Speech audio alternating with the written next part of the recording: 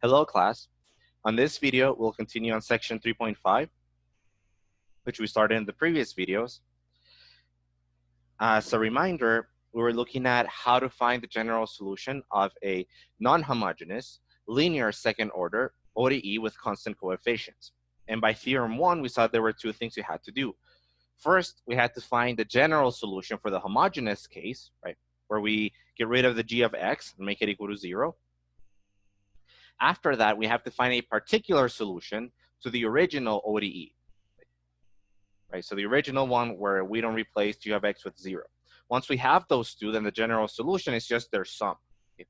So that's what we saw in theorem 1. And then, as we mentioned, we already know how to find the general solution for the homogeneous case. So the only thing that's left for us is to find a way to find one particular solution, for the non-homogeneous case, for the original differential equation where we don't replace g of x with 0.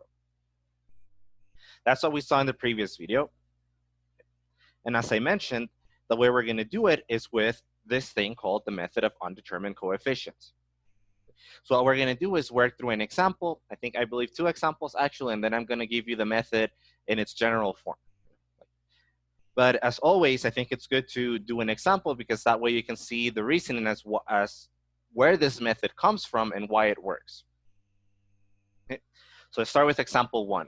Find the general solution to y double prime plus y prime minus 6y equals 2x.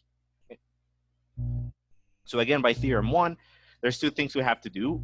First, find the general solution to the homogeneous case where we replace whatever's on the other side, but whatever g of x is with 0.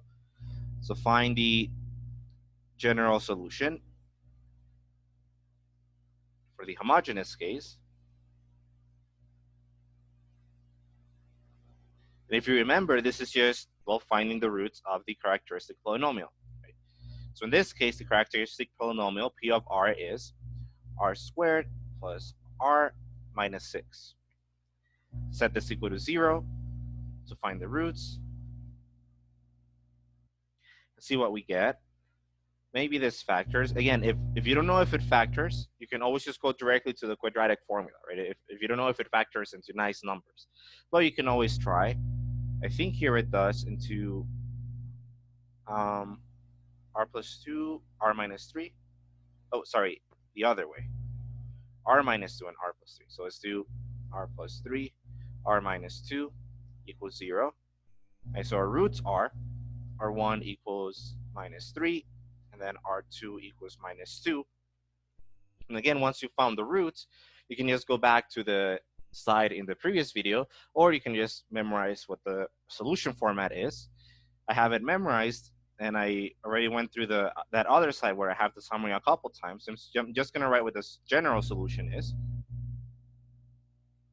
It's just C1 e to the negative 3x plus C2 e to the negative 2x. Right, so this is the part that we know how to do, right? This is the part that doesn't pose any problem. Finding the general solution for the homogeneous case. I forgot to write case here. So now that we've done that, so I'm just gonna leave that aside because now we're gonna focus on finding a particular solution. So let me write down the ODE here again, just so we have it ready and available.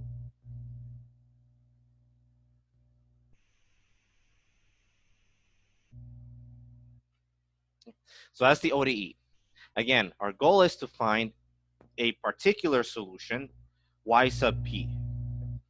And remember, y sub p means that it's particular. It means that it has no arbitrary constants, right? So remember, here we have arbitrary constants in C1 and C2 because this is the general solution, right? So we can replace C1 and C2 by everything, anything we want. So particular means there's no arbitrary constants. It's only a function of x without anything else. So it's a specific solution. So let's see. What we're going to do is we're going to try to guess a form for y sub p. Okay? So I'm not going to tell you exactly, or we're not going to decide immediately, okay, y sub p is this function, but what we're going to do is say, look at the differential equation, analyze it, and maybe get some information about what form could y sub p have. Just like when we were deriving the method for the homogeneous differential equation, we looked at the form of the ODE and we saw, oh, okay, e to the Rx seems like something that would work as a solution. So it's going to be something similar to that. So let's see what we need. We need a function, y sub p, such that when we plug in the second derivative, oops, that looks kind of slanted. When we plug in the second derivative plus the first derivative minus 6y, the function itself, we get 2x. Now, 2x is a polynomial. We also know that if we take the derivative of a polynomial, we get a polynomial again. Right? It's a polynomial of one less degree, but it's a polynomial nonetheless. Okay? So since we know that if we take derivatives of polynomials, we get polynomials, and we want a function that after taking derivatives like here, we get a polynomial, it would make sense to assume or say, okay, let's try to work with a particular solution, y sub p, that is a polynomial. At least that way, after we take the second derivative and the first derivative and subtract 6y, at least we're going to have a polynomial. We don't know if it's going to be the right degree, but at least it's a polynomial, which is good because, again, 2x is a polynomial. So that's the first thing to note about y sub p. That's a reasonable assumption to make. So let me write it in green here. So we're going to assume that y sub p is a polynomial. We don't know still what degree we're going to choose. That's the next thing we're going to do. We're going to decide what degree we could choose for y sub p. But for now, we're just going to say, okay, it's a polynomial. Again, for the reason I just explained a couple moments ago.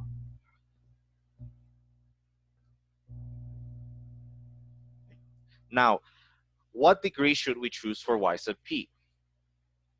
Well, here we kind of have some leeway, but I think we have a kind of good choice, and I'm going to explain why.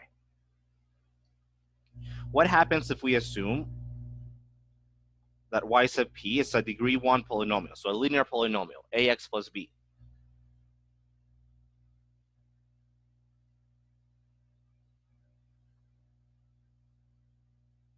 So a first degree, which is the same as a linear polynomial, right? So in general, this could look like ax plus b, where a and b are coefficients which we don't know, right? We aren't that far yet into deciding what the coefficients are.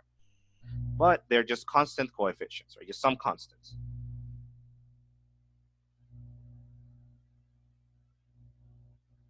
Now, why is this a good choice for the degree of y sub p? Well, there are two main reasons why. At least when I was thinking about this, when I was trying to work this method out. Why is this a good choice? First, it simplifies the problem. Why does it simplify it? Remember that whenever you have a polynomial of degree, let's say n, and you take more than n derivatives, the polynomial always goes to 0. So for example, you have a polynomial of degree 3, and you take 4 derivatives, then you know immediately that that derivative is 0. If you have a polynomial of degree 8, and you take 9 derivatives or more, then you already know that after you take those 9 derivatives, you're going to get 0. So if we choose a linear polynomial, in this case, a polynomial of degree 1, that this simplifies because we already know that y, it looks, trying to make my y's a little bit nicer. We know that y sub p double prime, again, since y sub p is degree 1, we know that this equals 0. Meaning that that's going to simplify our work. Right? Why? Because if we decide to go with a polynomial of degree 1, like I have here, y sub p equals ax plus b, then all that would be left for us to do is to find what the coefficients are, right? What are a and what are b? Well, the less terms we have here, the easier it's going to be in a way. So not always the case, but in this case, it's going to be this case is going to work, that the easier it's going to be to solve for a and b. So basically think of this as, I don't want to worry about y double prime, so just choose a polynomial such that y double prime equals 0. So that's one reason. Another reason, which works really nice with the fact that y double prime of p is 0, sub p is 0, is this. Okay? So we know y double prime sub p is 0. Okay? So let's just focus on the parts that are not 0. So let's focus on what happens when we plug in y sub p into the derivative and minus 6y. Well, y prime sub p, or y sub p prime, is going to be a constant, right? Because it's degree 1, right? In particular, it's going to be a, right? Just the derivative of y sub p is a. But more specifically, it's just a constant, right? Y sub p is a constant, and minus 6y, all we're doing is multiplying, y sub p, all we're doing is multiplying y sub p by 6, meaning that negative 6 y sub p still has degree 1,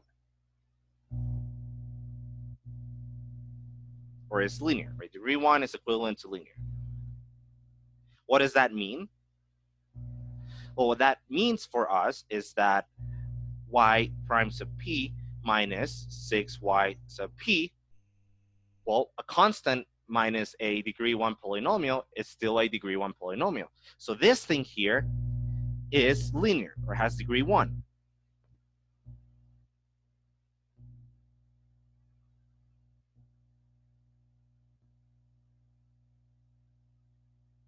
And again, that is good because we're trying to look for a polynomial that is degree 1, right, after we plug everything in.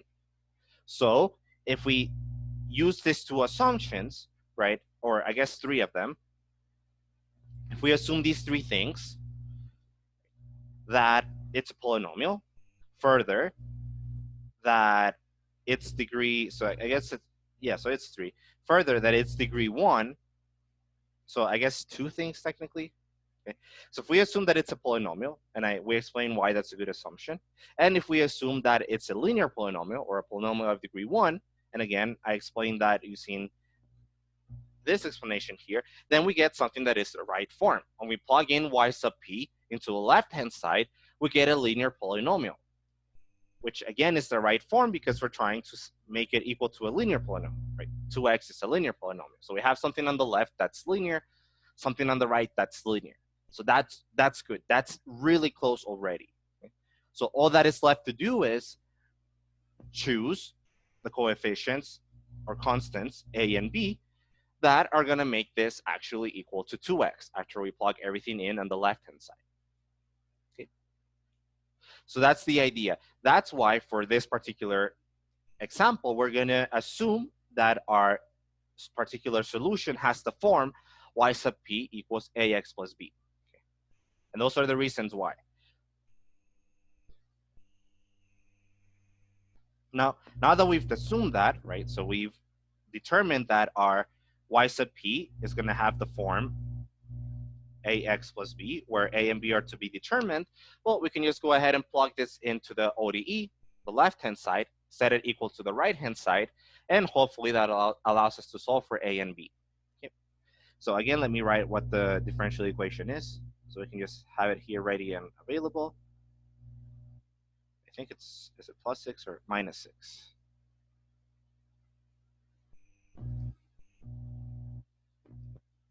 So minus 6y equals 2x. Okay? And we're going to plug y sub p in. So in order to do that, we need the first and second derivatives. The second derivative we already know is 0, right? So we don't have to find that. Let's just go ahead and find the first derivative. Is the derivative of this? Well, it's a, right? So let's plug it in. Let's plug this into the ODE, right? Y double prime sub p, as we saw, is 0. So let me write it like this once, just so it's clear that we're plugging in this function into the ODE.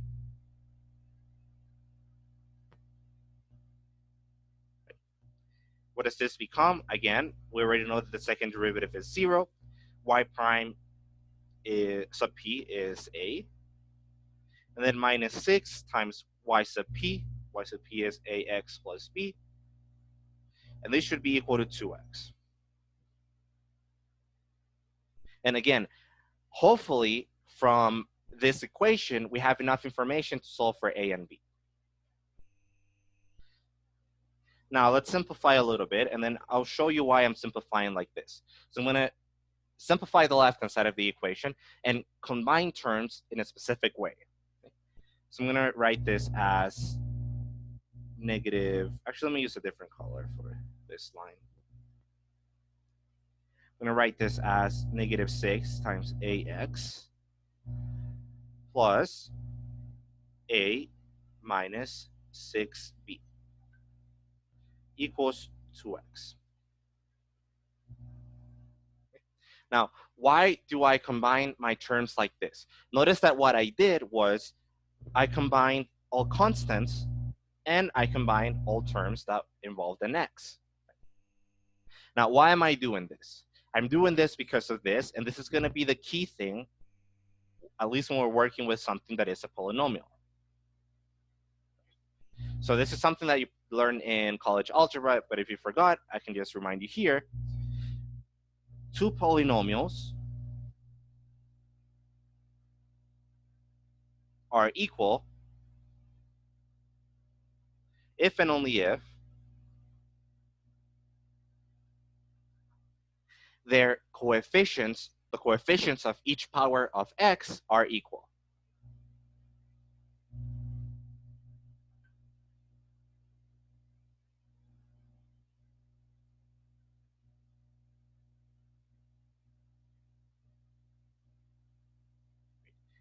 So this is going to be very important, so I'm going to star it because this is going to give us a way to solve for a and b. Why? Well, we have a polynomial on the left and a polynomial on the right. Based on this, so it's I guess it would be a theorem in college algebra, but for us, it's just a statement that we're just remembering. The only way this equation is true is if the coefficients of each power of x are equal. So what are the coefficients of the first power of x on the left-hand side? Well, we have negative 6a. On the right-hand side, the coefficient of the first power of x is 2. So the only way this equation is equal is, first of all, if negative 6a equals 2. And again, this comes from the fact that the coefficients of each power of x have to be equal, right? So look at the coefficients for the first power of x, that should be on the left-hand side. Those should be equal to the coefficients of the first power of x on the right side. Now, let's look at the constants. On the left-hand side, we have the constant, or you can think of this as the power x to the 0. We have the constant a minus 6b. On the right-hand side, we also have a constant, right? Why? Because we have a plus 0 here, right? So a constant on the right-hand side is 0. What that means is that we also get, for this equation to be true, it also has to be the case that a minus 6b equals 0. Now, we have two equations and two unknowns. If you remember from college algebra, that means you can solve for a and b. So let's go ahead and solve for a and b. So we can solve for a easily in the first equation, right? A would be divide by negative 6 on both sides, so that's negative 1/3. Then we're going to plug in negative 1/3 into the second equation. So let me give these two equations names. Okay, now plug in this into equation 2. So a is negative 1/3 minus 6b equals 0. So add 1/3 to both sides, divide by negative 6, and that's, from that we get b equals, so negative 1/18. And we found what a and b are. So what does that mean for us? Well, that means that a particular solution for this ODE is given by y sub p equals negative 1/3 x minus 1/18. And again, this works by construction, right, by the process that we did. But if you want to double check, you can go ahead and plug this into the ODE, right, the original ODE, and you can check that you're going to get equality, right? You're going to get something on the left-hand side that equals 2x. So what's the general solution?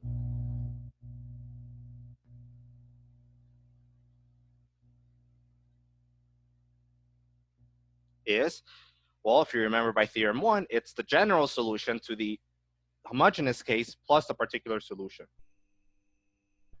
So general solution is going to be given by, so let's just write y equals. So what was the general solution for the homogeneous case?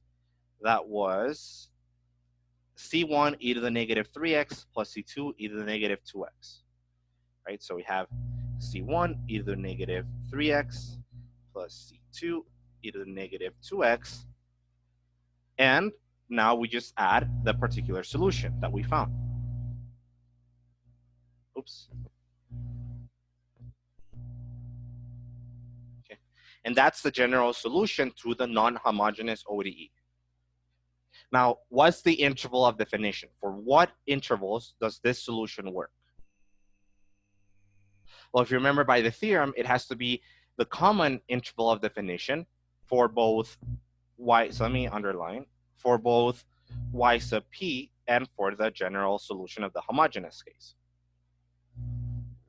So we already know that the general solution for the homogeneous case has interval of definition all real numbers, always, right, by the work we did in the previous sections. So really what determines the interval of definition is the interval of definition of the particular solution. Because any interval we choose for y sub p is also going to choose for the general, it's also going to work for the general solution of the homogeneous case. If we look at y sub p, well, this works everywhere in terms of its domain, and there is nothing in the differential equation that restricts x, right? There's nothing here that restricts what x can be or what y can be. So what that means is that the interval of definition is all real numbers.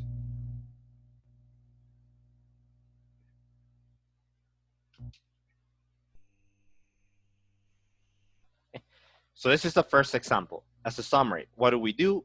Following theorem 1, we first found the general solution for the homogeneous case. Then the next step was to find a particular solution, y sub p. We found, or we reasoned what y sub p could be, not exactly, but at least in terms of some of its properties. We explained why it was a reasonable assumption to assume that y sub p was a polynomial. Then we also explained why it was a reasonable assumption to impose on y sub p that it is linear, right? Degree 1. And again, the reason for this was that it simplified the ODE in the sense that the second derivative was 0, and it matched, right? Because if we plug in a linear or degree 1 polynomial on the left-hand side, we got something that is linear, which was good because what we have on the right-hand side, 2x, is also linear. So now that we did that, so we decided that our polynomial had been linear or degree 1 worked, right? All that was left was to find the unknown coefficients, right? A and B.